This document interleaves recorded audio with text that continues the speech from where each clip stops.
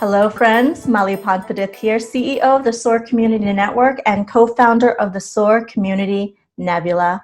Our goal is to bring to you 1,000 champions of change, community builders, and people that we lovingly called conscious, mindful change agents for our world. And I am so delighted, so thrilled to bring to you one of my really close friends that I've known for years, Miss Monda Webb. Thank you so much for being with us.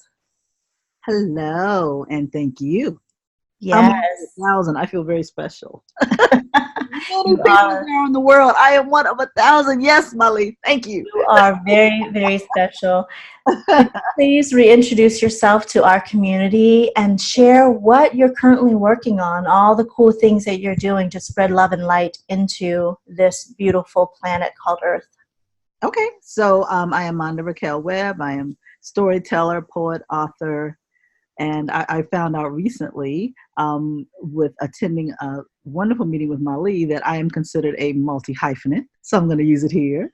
And multi-potentialite. So this is fantastic. I think it's the perfect form to be able to say that out loud because for several years I would feel guilty about being able to do several things well. When people would say, focus on, just be a filmmaker or just be a poet or just be a writer or just be, a real estate agent. So now I feel better about the talents that I do have, and so I'm able to I'm able to rest in that, and I feel a lot more grounded. So thank you, Mali, to you and to SOAR and to Nebula for helping me with that reality and to feel better, a little bit better about the talents and the gifts that I do have, and not to shrink in the company of others, so that they can feel better about themselves. So first, I say thank you. With regard to the projects that I'm working on, we're in a gig economy here. So besides selling real estate creatively, I am working on a promotional video for a nonprofit organization that helps families who have become homeless due to domestic violence. It's called the Bernie House. And so I look to complete that sometime in September. And Mali, you'll be glad to hear that the founder of the Bernie House, Patty Slaughter, I've connected her with one of our SOAR members, Gigi McMillan, and she will be participating in Purple Runway in October. Oh, that makes me so happy. Wow. Thank you for sharing that, especially on this platform. I hadn't heard that yet. So I'm really happy that we're spreading the love and spreading so much empowering work that we're all individually doing. That's the whole point of the series, right? Is we're all out there trying to do positive things for our community. Mm-hmm. And wouldn't it be nice to be able to do it together, share resources? So I didn't pay you to say that, but thank you so much. Not a problem. I mean, inherently we're all connected. So why not be connected to take your lead in a meaningful way? Absolutely. Well, now I'm going to ask you something more personal around your own personal journey when it comes to mindful, conscious people in your life, mentors, or even those that are close to you, people who really have helped to shape and form you into the person that you are today, especially as it pertains to a person who cares about your social impact. I would start off with my great-grandmother, Sevilla Robinson. I used to spend every summer with her in Dawson, Georgia. So on the family farm. So there were like no street lights, which meant I got up at the crack of dawn with the adults. I did my chores, which could be anything from picking okra to butter beans to sweeping the driveway with like a corn cob broom. I mean, by the time I was 11, I could fish, scale the fish, fry the fish, pluck chickens, prepare them to be cooked, and I could make biscuits. So my great-grandmother taught me a lot about loving the land and respecting what comes from the land, as well as having respect of persons. And those are some of the lessons that I believe have shaped me into the adult that I am today, who strives to live 100% authentically, and to have tact when needed, but to at least be able to convey and articulate myself in a way that shows that I care for others, but I'm also not going to tolerate any nonsense. I also credit two of the people that I've worked with and for, former DC Mayor Sharon Pratt and Randy Payton, who's a mentor of mine from college up. They are entrepreneurs who had really big ideas, and they had big ideas that no one thought they would be able to carry out.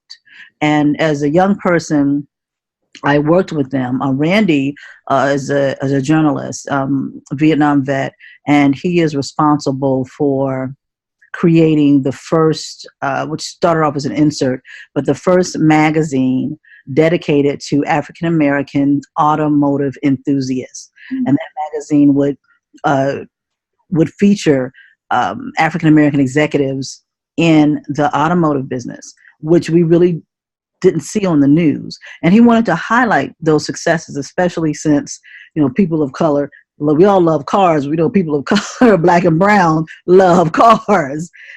So he was responsible for the publication of that magazine, which had a really high national circulation by the time it ended, and had even spawned into Latinos on Wheels. Mm-hmm. But one of the things about Randy, he never looked at who was working with him and said, you cannot do this, or he never felt that anything was too much or too big, because he was a big picture thinker.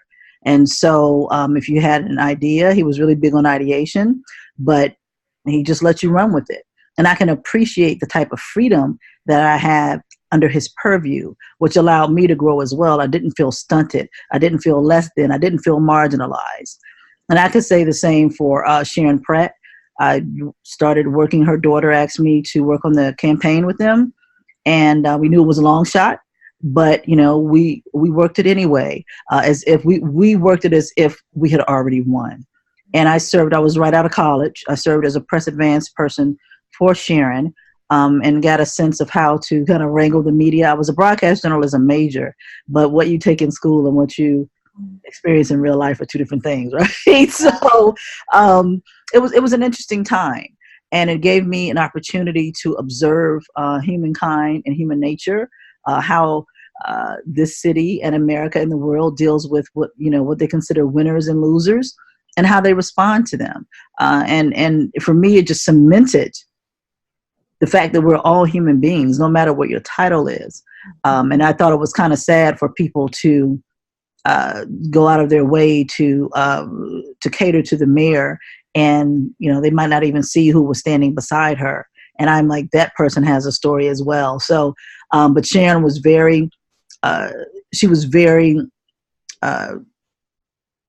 she didn't mind me stepping out and starting new projects, or if I had an idea, she heard me. It didn't matter that I was 20, if it was something that made sense to her, she allowed me to go for it. So again, and that really gave me a base. I mean, even working in corporate America, when you work under somebody and under somebody and under somebody, I've still retained that sense of freedom, of being able to see the kind of difference that I make in the world, to see that change, whatever it may be. And if I felt like I was in a cube, stuck in a box, I didn't stay in that situation long, because it doesn't suit my personality. So, and then there are others. Like you, Malie, my friend Connie St. John, they're my peers you all serve as mentors by proxy, because I see what you're doing. I see that you're unapologetically doing your purpose, living your purpose, walking your purpose, what you're meant to do, no matter the sacrifice, because they say heavy is the head that wears the crown. And so I know that your head is pretty heavy right now, but many are benefiting from it in a very good way. I mean, to start this movement and to get momentum and to keep the momentum of conscious leadership. I think it's brilliant.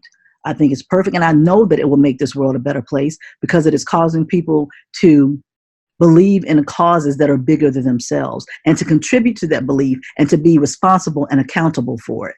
So again, thank you. I'm going to receive that, and you're going to make me cry in my own interview. So I won't go there. So let's come back to you. And I appreciate Okay. all of the acknowledgement. I can't take full credit. There's a whole bunch of people, as you know, that now represent SOAR, and this movement shouldn't be owned by anybody. So the goal is that we're all contributing to this beautiful portal and resource hub that we're creating for greater social sharing and greater social good. So enough about that. Let's come back to you. Community builders, champions of change in your life. You mentioned and gave beautiful examples. And now I'm going to ask you about characteristics and attributes that you have witnessed over and over again when someone contributes beyond their own benefit. What are they like? What are they consistently about that you truly admire? First, I would say truth. Mm.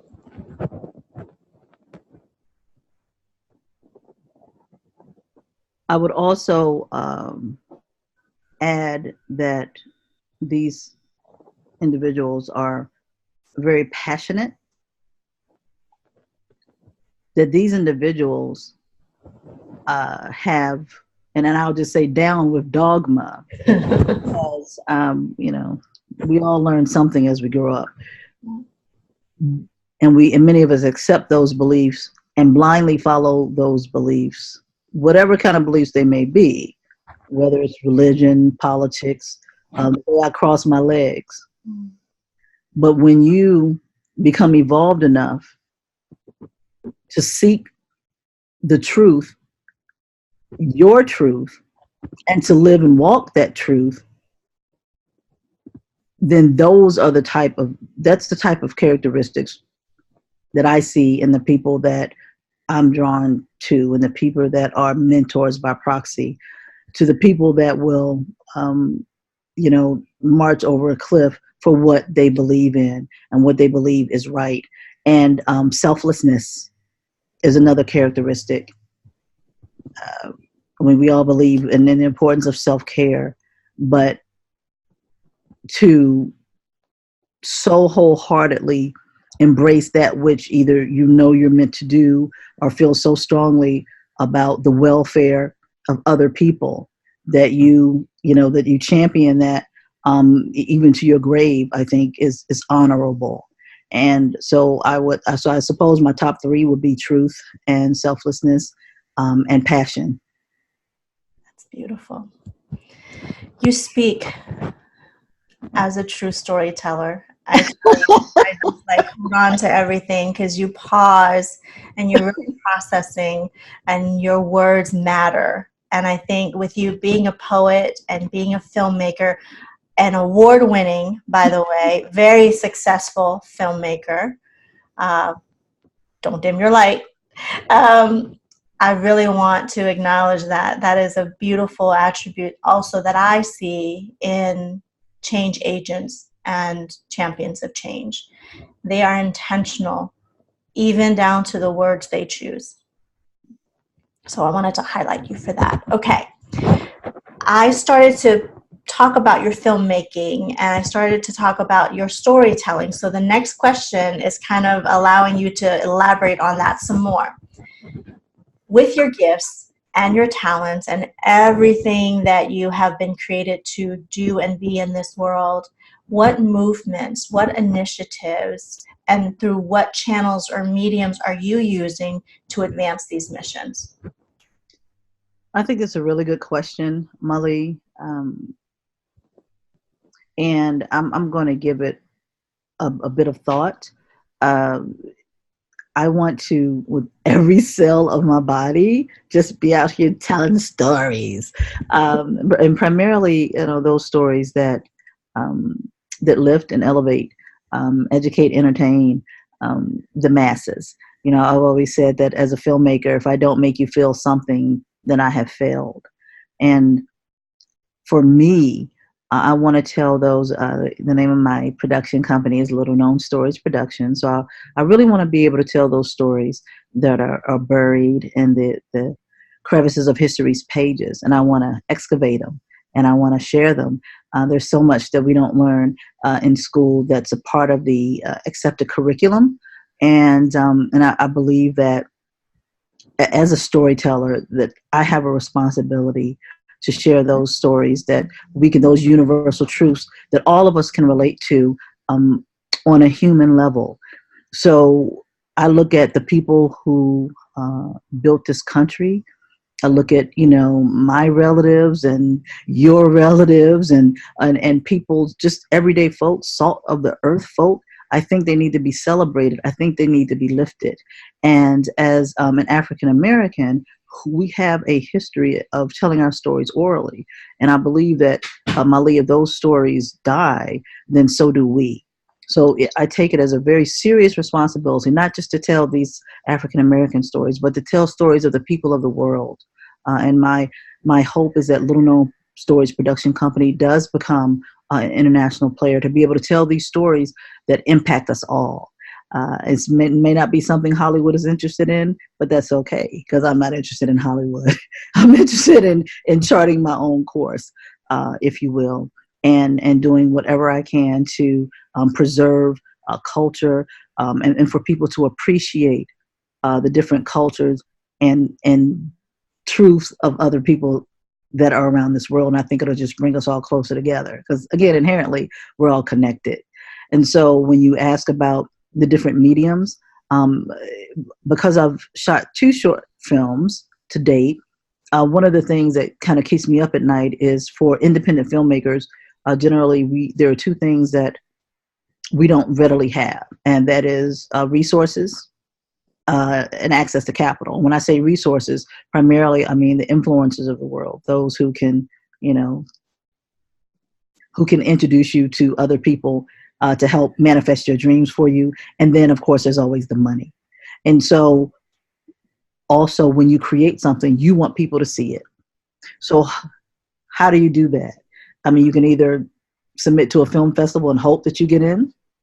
But for me, one of the things that I've started to do, and I hope to make a model, is to have showcases, independent showcase for independent filmmakers in different parts of the country. A few hours, and on a Saturday or Sunday, and for people to come in that community and be able to touch the filmmaker and talk to the filmmaker or the crew or the actors or whomever it is that may be there. And even in some of the rural areas where they don't have access to independent film and filmmakers, and to let them know, if you can see it, you can be it. This too can be you. And so I've done it 3 times to date. I've gotten very good feedback, and people have been very excited about it. But I don't understand why more filmmakers don't do things on their own, as opposed to hoping and waiting, whether it's through, Netflix, which is harder to get into, maybe Amazon Prime, but looking at streaming services or trying to get through theater. It's just, it can be very nerve-wracking. So I just think part of what I'm here to do is to help with the autonomy of independent filmmakers in terms of marketing and distribution, and to help share what I've learned on a platform where they can, for their work to reach other people, because we just want people to see our work. Yeah. Well, I can see you as a great disruptor. And what I mean by that is a great disruptor to our own adoption of mindset and traditions of ways things used to be, so we must have to follow it. These old models don't serve us, and yet we keep doing them, right? Because we don't give ourselves permission to innovate. We don't give ourselves permission because we think, well, who are we to blow up something and start over again, right? Mm-hmm. So I just think you make a great point, and whatever you need for support in helping these independent filmmakers and artists, maybe we can coordinate some type of educational series around that too. So more on that. All right. When times have been difficult, and they have, for you, for me, for every human being walking this planet, what is a motto or a quote or philosophy that really serves you well and helps you come back and ground you? Okay. So I have 3 things, actually.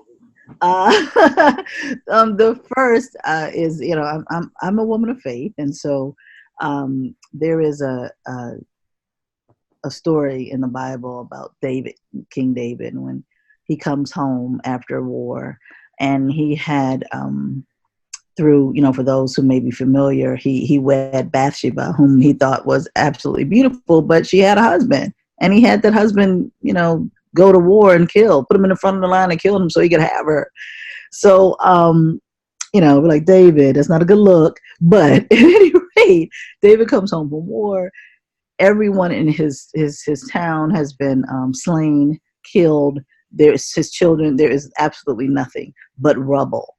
And the Bible says that David, once he had absorbed all the damage and the carnage, he was distraught, but he encouraged himself.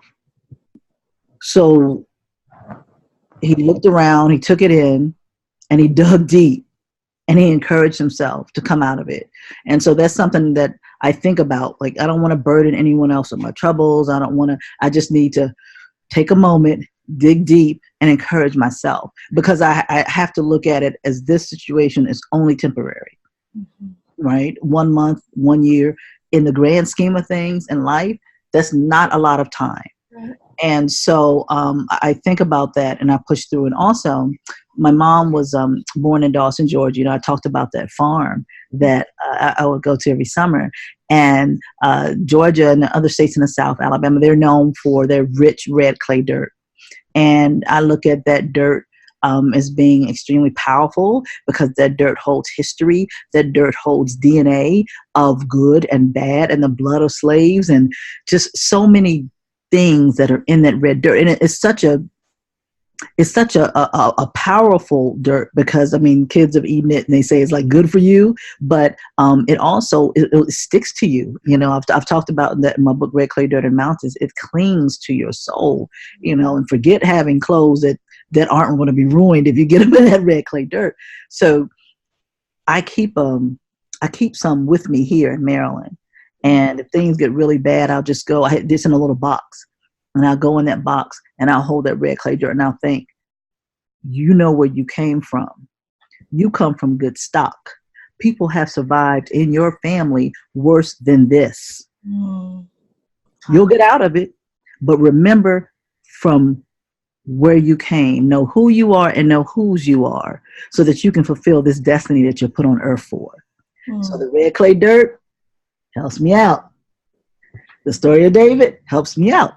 And then I have my go-to peers, my friends, my sisters and brothers, the ones that I love and I know I can be completely vulnerable with, that won't come in judgment. And I just talk to them. We talk to one another, because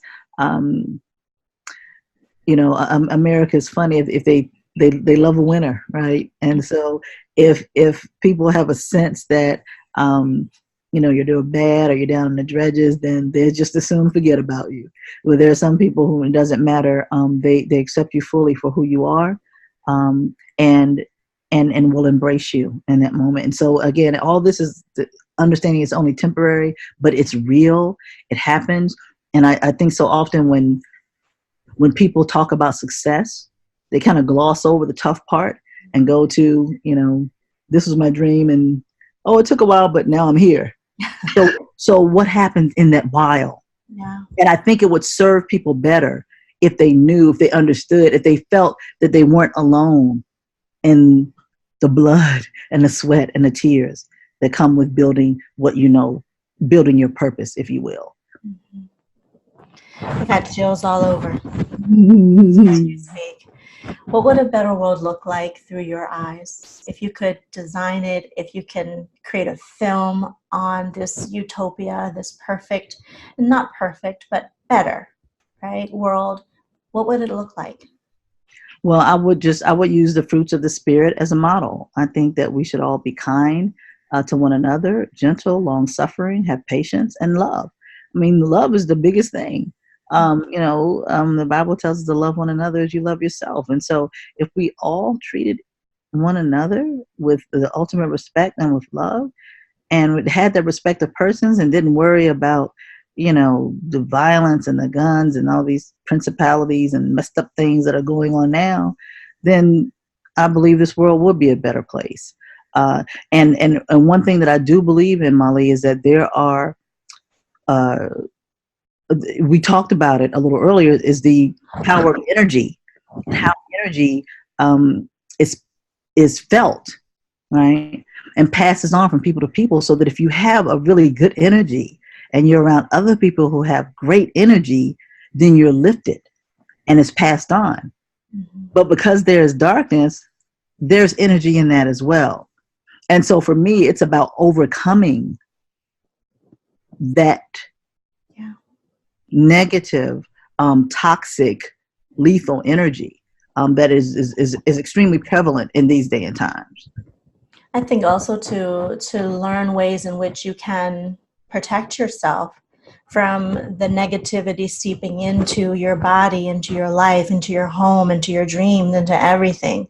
So how do we do that from a practical standpoint? Because again, we know these concepts and we hear about them all the time. You know, why don't you meditate for peace? Why don't you let go of negative people? But then you don't really sit and think, how do I do that?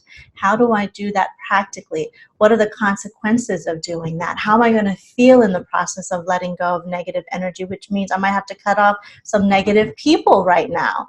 And so those are the types of discussions I think that we all, as storytellers, have to really pause and say, let's not just talk about these concepts and talk about the theories of what it could feel like, but the journey of what it takes, the while that you were talking about earlier. What's happening while I'm on the road to feeling better, while I'm on the road to success. Mm-hmm. And what is success anyway if I haven't clearly defined what it is for me, right? No wonder I'm confused, lost all the time, because I don't know where I'm going because I never claimed where my destination is, where I desire to be. Mm-hmm. So anyway, I could go on and on, you know that, about this. How can our community support you right now, and what is the best way for them to connect with you and grow with you? I think the best thing right now is just to continue to stay connected and to absorb our stories. Mm-hmm. I think there's so much that we can learn from one another. And to know that, you know, I'm in a safe space. I'm still, I mean, sometimes it seems like I'm so far away from what I've envisioned, but I understand that every step is precious and every step is purposeful. And, you know, I just want to make sure that I can figure out that these are the right steps. So with such an enlightened community, I look for, you know, the friendship and like peer review and for you all to hold me accountable as well. It's easy to get caught up in life, or to use life as an excuse, and the things that we believe that we need in order to be happy and to be successful. So I'm depending on you to help keep me grounded in this vision and pushing and forging ahead until the reality that I see over here is met. And that's the, you know, Molly, that's the most you know, at this time, that's the most honest answer that I can give you. It's just you all being there makes me feel good, right? And so perhaps somewhere along the way, I will become a little more crystal about how to leverage the community in a way that is useful for where it can be a win-win for all of us. Absolutely. Mm-hmm. Absolutely. Well, that's what I desire most out of you and our community too, is to be seen, to be held sacredly in a space of trust, and to be heard, to just be heard, even if I have silly ideas and thoughts, right? It's just like I have to let it leave my body, because that's how things manifest in the real world. It has to leave our psyche. So I appreciate you. How can people find out about your books, your beautiful poetry, your films? What's the best way? Gosh. Well, I'm on all the social media platforms, Instagram, Twitter. Just Google you. Google me, Monda Webb, Monda Raquel Webb. You'll find me. Great. Again, thank you so much for taking the time today to be with me, and thank you for all the years of friendship. We're spending more time together this year, but through all the years of knowing each other, it has always been the same level of love and trust, and I just really am inspired by your courage and this desire for you to shift our way of thinking through storytelling. Thank you so much. Thank you, Marlene. Appreciate you. For those that are watching, please remember to nominate yourself or someone in your community who's making a huge difference. Please visit us at nebula.soarcommunitynetwork.com. Thanks, everyone.